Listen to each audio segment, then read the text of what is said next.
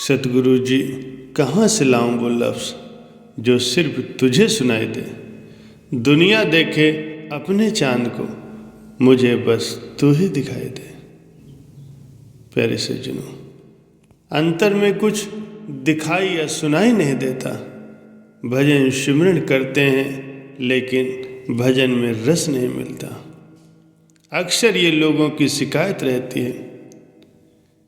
इसका सबब ये है कि या तो उनका मन अभ्यास के समय सांसारिक कामों में या ख्यालों में लगा रहता है, या सांसारिक कामों के बारे में सोचते विचारते हुए वे अभ्यास में बैठते हैं, या उनको जो कुछ अंतर में सुनाई या दिखाई देता है उसकी उनको पहचान और कदर नहीं है।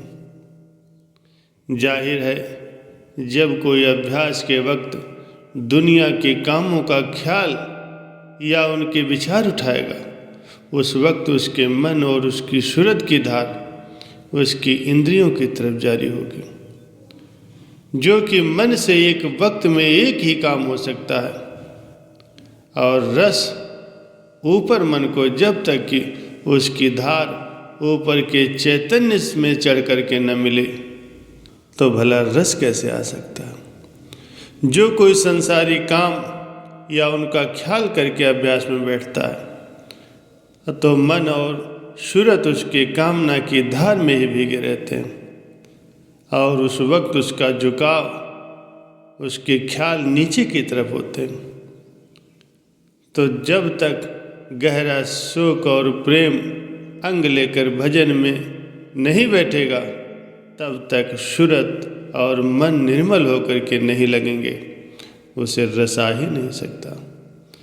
इस सूरत में मुनासिब है कि कोई चेतावनी या प्रेम के शब्द की पोथी का सार या कोई वचन पढ़े और बड़े प्रेम से अपने ख्यालों को सद्गुरु के रूप और दर्शन में लगाए, उनके शब्द में लगाए, तब वो भजन अभ्यास में बैठे।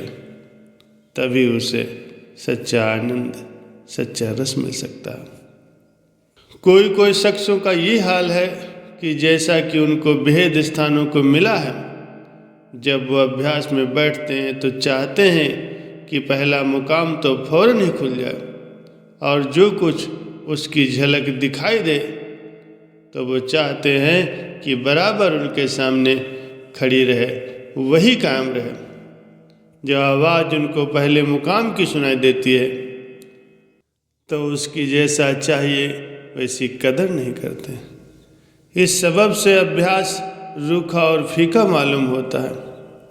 तीसरे तिल या सहरदस कमल का नजर आना और उसका ठहरना आसान बात नहीं है, क्योंकि ये मुकाम विराट स्वरूप ब्रह्म के हैं।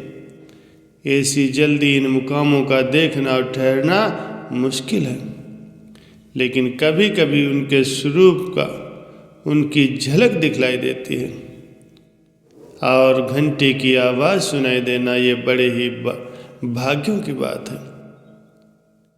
आहिस्ता आहिस्ता आवाज़ भी साफ और नज़दीक मालूम होती जाएगी, और कभी कभी स्थान का स्वरूप भी दिखाई देगा। प्रेम और प्रतीत के साथ अभ्यास करते रहना जरूरी है, और समझना चाहिए कि संत मत के अभ्यास का मतलब ये है, सूरत और मन तो पिंड से बंधे हुए ब्रह्मांड की तरफ और फिर उसके पार चढ़कर पहुंचना। जो कोई ध्यान में अपने मन और सूरत को पहले या दूसरे मुकाम पर जमाएगा और थोड़ी देर तक ठहराएगा, तो अगर उसे कुछ नजर आए या ना आए, चढ़ाई का रस उसे जरूर मिलेगा। इसी तरह जो ध्यान और भजन के वक्त अपने मन और सूरत को जोड़ेगा और जहाँ से कि आवाज़ आ रही है वहाँ तक आहिस्ता आहिस्ता पहुँचेगा, तो उसको आनंद जरूर मिलेगा। इस वास्ते मुनासिब है कि ध्यान और भजन के वक्त दुनिया के ख्यालों को छोड़ करके अपने मन और सूरत को पहले स्थान पर जमावे। जो वो उतर आवे तो वहाँ पहुँचकर ठहरावे। इसी तरह बार बार ये करता रहे। थोड़ा बहुत शब्द भी सुनाई देगा और स्वरूप भी दिखाई देगा। सिमटा और चढ़ाई का जो आनंद है वो भी जरूर मिलेगा। रूह को चाहिए कि वो भजन सिमरन का अभ्यास करते हुए अपने शरीर को खाली करे। 10वें द्वार में प्रवेश करके ऊपर के ब्रह्मांड देश में जाते हुए पार ब्रह्मांड देश को जाए। प्यारे सज्जनों, जब एक बार सद्गुरु के नाम का बीज सत्संगी को मिल जाता तो अवश्य ही अंकुरित होता है। अगर सत्संगी को नाम मिला हुआ हो और वो भजन सिमरन नहीं करता तो मालिक उसे दोबारा जन्म देंगे और अगले जन्म में उसे वक्त के गुरु से मिलना होगा और फिर से उसे भजन सिमरन करना होगा।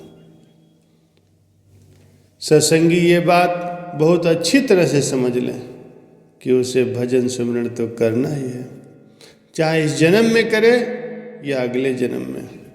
अगर किसी सत्संगी का भले ही भजन सिमरन कम है लेकिन उसकी सांसारिक इच्छा नहीं है तो सद्गुरु उसे सहज कमल में रख करके बाकी का भजन सिमरन करवाएंगे और ऊपर के मंडलों में ले जाएंगे, लेकिन वहाँ भी उसे भजन सिमरन करना ही होगा। जिसने सिमरन नहीं किया उसने समझो कुछ नहीं किया, चाहे उसने लाखों दान पुण्य किए हों, ग्रंथ पढ़े हों, चाहे रोज सत्संग सुनता हो, पर सिमरन के बिना सब व्यर्थ है। सिमरन के बिना सद्गुरु के रूहानी दर्शन उसे कभी नहीं हो सकते। सच्ची तड़प से 15 मिनट भी की गई भक्ति कुछ दिनों तक की जाने वाली भक्ति से कहीं ज़्यादा बेहतर है। रब रब कर दे उम्र बीत गई, रब की है कदे सोचा ही नहीं। बहुत कुछ मंग ले आते, बहुत कुछ पा लिया, रबनु ही पाड़ा है कभी सोचा ही नहीं। सच्चा नाम इस रचना से पहले का है, ये कृत्रिम नहीं है, कुदरती है। सृष्टि की रचना और उसका संहार भी नाम के द्वारा होता है। सृष्टि नाम के सहारे खड़ी है। सच्चा नाम आत्मा और परमात्मा के बीच एक पुल का काम करता है। ये सतलोक से आ रही परम चेतन शक्ति की वो धारा है जो जीव को अपने साथ वापस सचखंड ले जाती है। स्पष्ट है, जिस नाम को संतों ने मुक्ति दाता माना है वो परमात्मा की परमात्मा से अभेद कोई अद्भुत शक्ति है। अमृत वेले का समय ही मालिक की भक्ति के लिए अति गुणकारी होता है, क्योंकि उस समय मालिक की ओर से विशेष कृपा की धाराएं उतरती।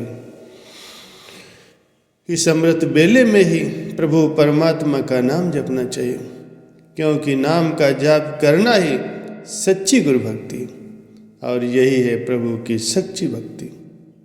इस भक्ति के द्वारा ही जीव जन्म मरण के बंधनों को तोड़कर अपने निज घर में वापस पहुंच सकता।